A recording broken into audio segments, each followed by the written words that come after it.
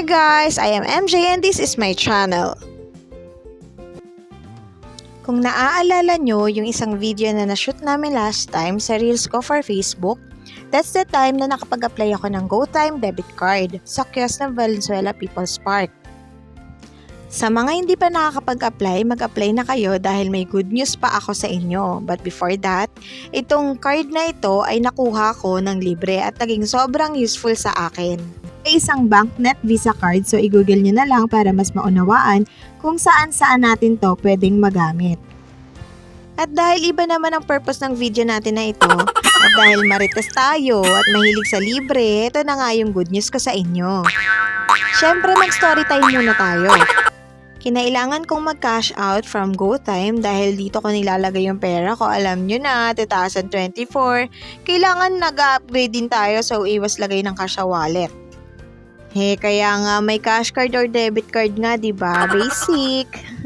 At dahil may kailangan rin naman akong bilhin, so I decided na mag-cash out. Napag-alaman ko rin na may mga establishments kung saan pwede tayo makapag-cash out from GoTime mobile app at take note, libre. At isa doon ang South Star Drug. Ganito lang yung ginawa ko guys. Inopen ko lang yung mobile app, tapos click menu yung blue go button, and then choose withdraw. Kailangan i-type yung amount na kailangan withdrawin.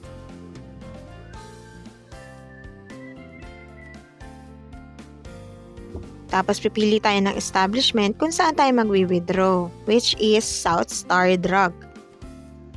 And then, enter passcode at bibigyan tayo ng mobile app ng barcode na kailangan i-scan ng cashier.